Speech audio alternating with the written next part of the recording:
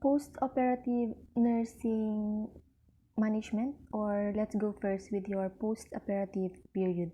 Ito na yung period kung saan from the operating room, ipupunta na yung patient sa ating recovery room or our post-anesthesia care unit para mag-recover siya from the anesthesia at saka sa stress from surgery. Now, your post-operative period is also the final phase of the entire surgical process. This is your post-anesthesia care unit or pwede ring recovery room. So, most often, our PACU or our RR is located adjacently to the operating room. So, yung mga patient na nag-under ng anesthesia or nagre-recover pa from the anesthesia, they are placed in this unit para agad na ma-access ng ating mga highly skilled nurses. Pag nagka-problema with the pag nagkaroon ng complication sa anesthesia, we can call agad yung anesthesiologist or our anesthetists. Surgeons, andun pa rin naman, and then our advanced hemodynamic and pulmonary monitoring and support. So, there are special equipments and medications dito. The PACU is usually kept quiet, clean, and free of your unnecessary equipment. This area is painted in your soft, pleasing colors and has indirect lighting. It is also a soundproof ceiling and equipments that controls or eliminate noise such as your plastic emesis basin, rubber bumpers on beds and tables nakalagay doon para hindi masyadong maingay. And then it is isolated but a visible quarters for your disruptive patients. Now, the PACU should also be well ventilated, and these features will benefit the patient by helping to decrease your anxiety and to promote comfort. The PACU bed provides easy access to the patient. It is safe and easily movable, can be readily placed in position to facilitate the use of measures to counteract shock, and has the features that facilitate care such as your IV poles, side rails, wheel brakes, and a chart storage rack. We have the phases of your post-anesthesia care. When we say phase 1, it is used during the immediate recovery phase. So, intensive care, nursing care is provided. While on your phase 2 PACU is reserved for patient who requires now less frequent observation and less nursing care. Dito sa phase 2 unit, the patient now is prepared for discharge. So, recliners rather than stretchers or beds are standard in many phase 2 units, which may also be referred to as your step down or sit up or progressive care unit. Now, patient may remain in your phase 2 PACU unit for as long as 4 to 6 hours. Depende sa type of surgery and any pre-existing conditions ng patient. In facilities without separate phase 1 and phase 2 units, ang ating pasyente will stay on the PACU and may be discharged home directly from your PACU. Now, both your phase 1 and your phase 2 PACU nurses have special skills. The phase 1 PACU nurse will provide frequent, when we say frequent, talagang every 15 minutes monitoring of the patient's pulse, electrocardiogram, respiratory rate, blood pressure, and pulse oximeter value. It is the blood oxygen level. And in some cases, china-check din nila or dapat alam din nila ang end tidal carbon dioxide levels. And then the patient's airway may become obstructed because of the latent effect of your recent anesthesia. And your PACU nurse must be prepared to assist in reintubation and in handling other emergencies that may occur. The nurse in the phase 2 PACU must also possess strong clinical assessment and patient teaching skills. Important equipments that has to be in your recovery room or your immediate post-anesthetic phase. Meron dapat siyang oxygen with O2 cannula and face mask, suction apparatus or machine, a cardiac monitor, kidney basin, respirators or your ventilators, mouth wipes, blanket, BP apparatus, thermometers, stethoscope, pulse oximeter to measure your O2 saturation, syringes with needles, emergency drugs, cardiac board, laryngoscope, endotracheal tube, tongue depressors, indwelling Foley catheter, drainage bottles, nasogastric tubes, clamps, airway apparatus, your bag valve mask, intravenous fluid, bedpan, and abdominal binders. For our immediate post-operative nursing care management, pag ikaw ang PACU nurse, ano ang mga dapat mong gawin? Establish a patent airway. Now, first you have to assess the ABC or the airway, breathing, and the circulation of your patient. Also, in checking the patency of airway, check the breathing. If snoring is present, this may be due to blockage of your anesthesia or your positioning. You also check now for the proper positioning of your patient. For the proper positioning, isama mo na din doon yung safety of your patient. So, pull up your side rails. The restraint has to have a legal entanglement. Now, tuck the blankets if the patient is having chills or shivering. Then, provision of warmth and comfort. So, to prevent also your hypothermia, you check for the dressing and your bed clothes. Check for the bleeding. You assess if it is fully soaked, intact, but do not manipulate your dressing. Is your dressing and bed clothes too tight to impair your circulation or too loose, so it would have no use on your dressing now. Check also for the drains and tubes. Kung meron siyang Penrose drain, this is a rubber drain that is placed in the surgical site used for your discharges. Minsan, connected ito sa hemovac. So, dapat alam kung para saan yung mga port. Your first port is for your drainage tube and your second port is for your drainage. And then, you also provide safety, parang sinabi ko na kanina, your side rails and your restraints. Just make sure na merong consent for the restraint. Now, closely monitor also for your physiologic changes. You check for the vital signs. Usually, pag sa PACU na, or for the first hour of sa PACU, your VS monitoring is done every 15 minutes. Then, for the succeeding hour, it is done every 30 minutes and 1 hour. Also, check for the skin color. Note for any cyanosis, pallor, and pinkish skin color.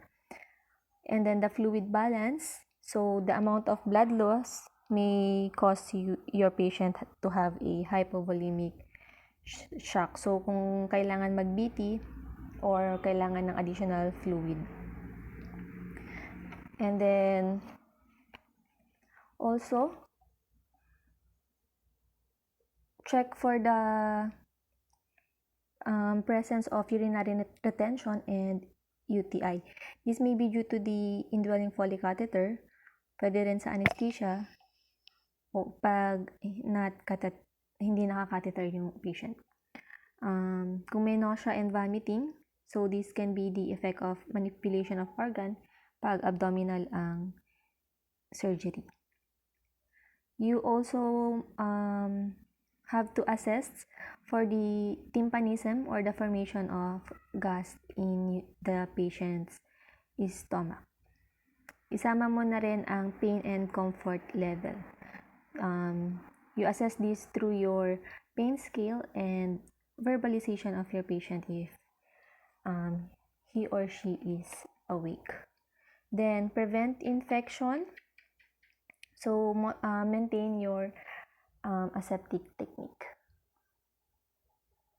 Now let's go to your post-anesthesia recovery grading or your standard post-anesthesia care unit assessment or grading tool. Now this is also known as your Aldrich scoring.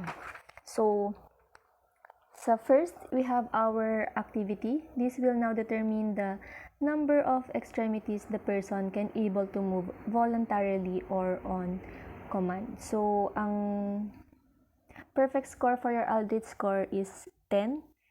This will be used as a grading tool kung pwede nang umalis, ma-discharge yung patient sa PACU or not. So, criteria to follow, all extremities, if the patient is able to move all the extremities, 2 points. Kung isang extremity lang, 1 point. And if kung walang extremities na kaya niyang igalaw, then 0 points.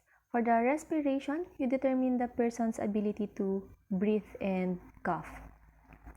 If able to do your deep breathing and cough freely, 2 points. Dyspneic or limited ang kanyang breath, 1 point. And if apneic, yung patient mo, 0 ang ibibigay mo. For the circulation, this will now determine the person's present BP based from his preoperative BP. If the BP is equal to 20 mm mercury of your pre-op level, 2 points. Pag equivalent siya sa 20 to 50 mm mercury, 1 point. And if it is equal to 50 and above millimeter mercury, then 0 ang ibibigay natin. Sa consciousness, it determines your person's level of your consciousness. Pag fully awake, 2 points agad. Pag drowsy, medyo antok-antok, pero pwede naman siyang gisingin. Pag tinawag mo siya, then 1 point. And then pag no response, 0. Now for the color, it will now determine skin color. If normal or pinkish, 2 points. Pag pale siya, then you give your 1 point. Pag jaundiced or cyanotic ang patient, then you give 0. So, 8 and above na score, pwede nang ma-discharge sa PACU unit. Pero pag 7 and below, do not discharge your patient. Now, pag nagkaroon ng 7 and below na scoring for the Aldrich, then you monitor the patient and observe for any signs. And then, slow detoxification of your anesthesia. Indicators for discharge in PACU. The RR nurse must note the time, check the IV level for INO monitoring, administer your oxygen therapy, face mask 5 to 6 liters per minute, and your cannula 2 to 3 liters per minute. Now, other criteria to evaluate a person's readiness for discharge will be that the patient has recovered now from the effects of your general or regional anesthesia.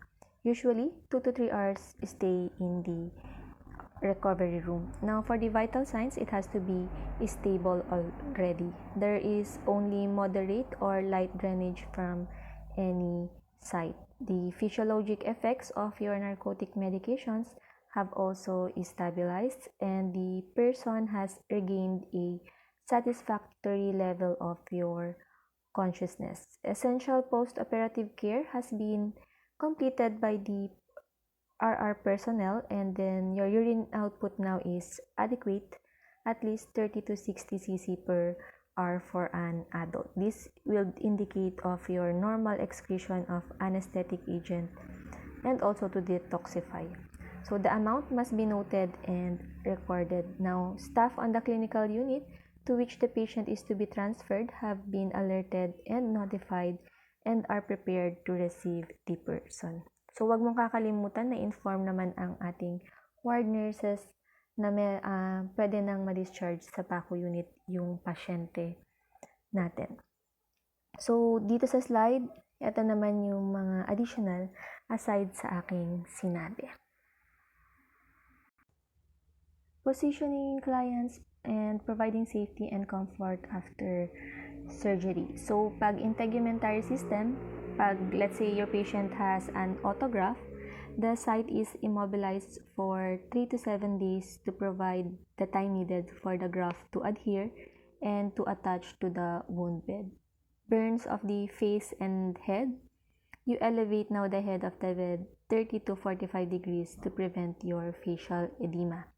Pag circumferential burns of the extremities naman, elevate the extremities above the level of the heart now to prevent also edema.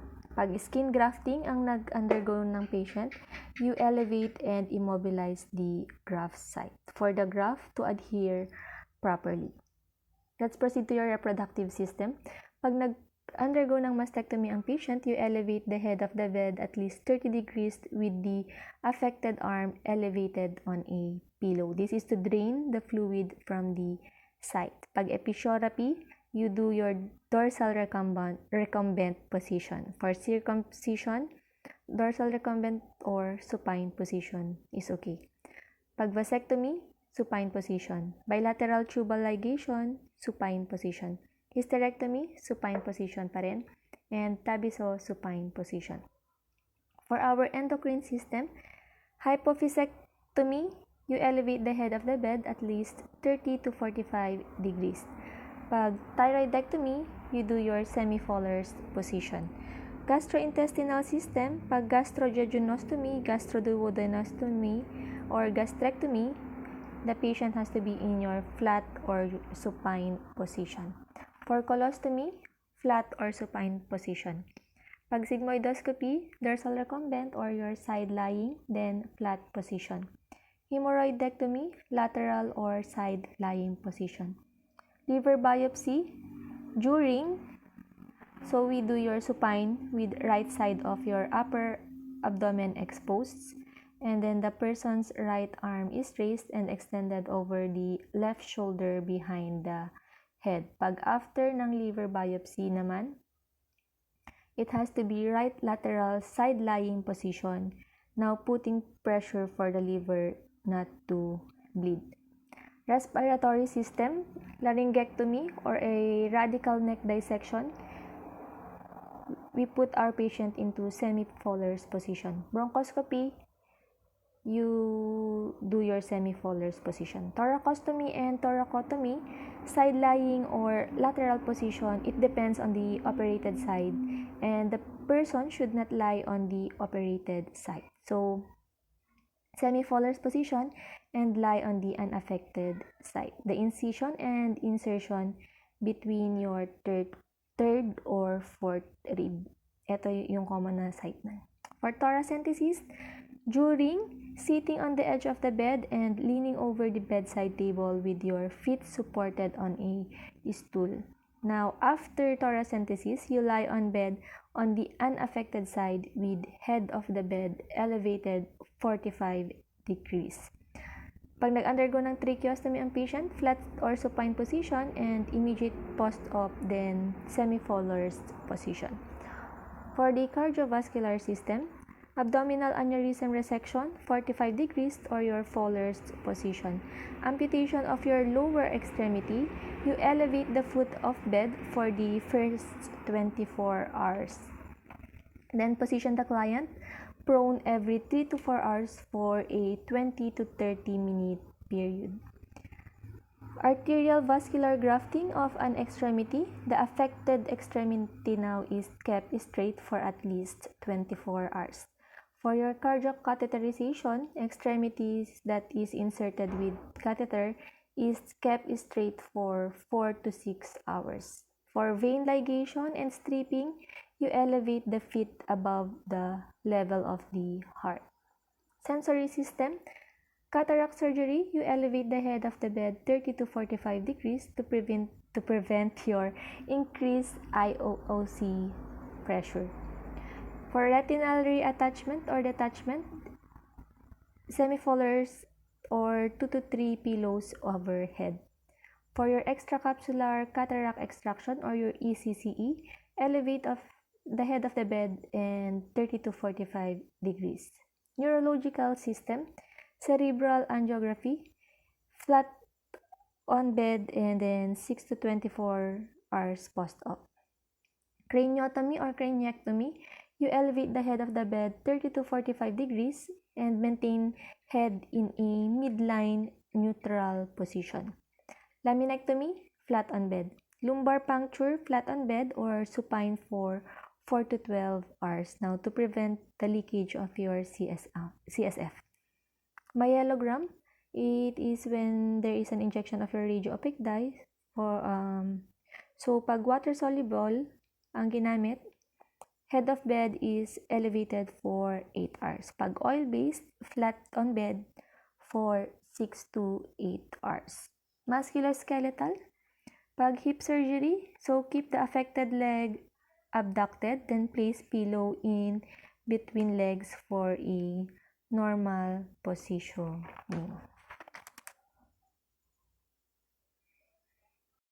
Post-operative nursing care. First is you have to prepare your ether bed or your surgical bed and oxygenation devices as required.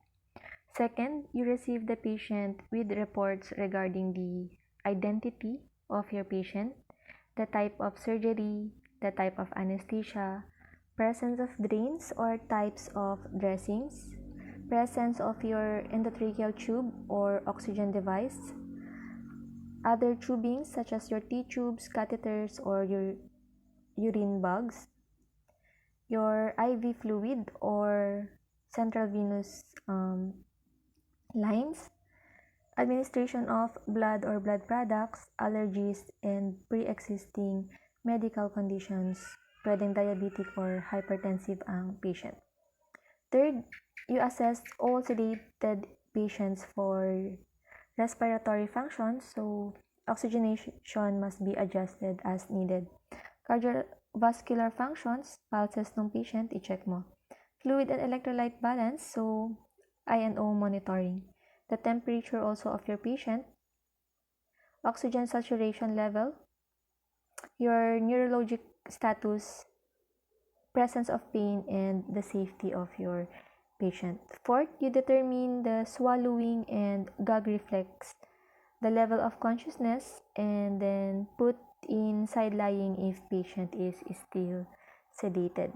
Fifth, we have your suction as necessary to keep your airway open and patent to prevent now your rebound hypoxia. Inspect dressings and tubes for excessive drainage and refer. You carry out the orders of the doctor for amount of oxygen, pain relief, and then positioning, fluid infusion, and status of your patient with regards to fluid and food intake. Perform also safety checks on straps, pressure areas, warming devices, or movements after spinal anesthesia. 9, we have to aseptic wound handling with other practices to prevent infection. And number 10, assist to mobilize as soon as allowed. Now, for the post-operative nursing care na isa pang kailangan nating i-check is that on the first 24 hours, i-refer natin ang patient for any abnormalities, especially pag anesthesia related to our anesthesiologists and anesthetists. Pag ang problem is on the surgical site mismo or related siya sa surgery or procedure, you can refer the patient to your surgeon. Pero most probably, ibabato ka niya sa anesthesiologist for the first 24 hours of your patient. Now, you have here is your sample charting. Meron naman kayo sa handout nyo. So, check it na lang. Now, as you can see sa charting natin is that meron siyang important na details, kailangan nakasulat doon yung time. So, sa circulator or sa circulating nurse, you have to be mindful on your time and kung kailan nag-start yung surgery at saka nag-end yung surgery. Meron din namang nakasulat sa whiteboard every OR room. Tapos, hindi nila masyado sinusunod ang ating FDAR or your supply kasi for the operation naman or for the surgery, for any procedure, kailangan narrative tayo. So, step by step or kung by procedure yung dapat ilagay sa nurses notes. And then we also have your PACU notes. These notes are my student nurse notes pa. So, mag-alter yan depende sa institution at saka sa pag staff nurse ka na. So, that's it for your perioperative nursing.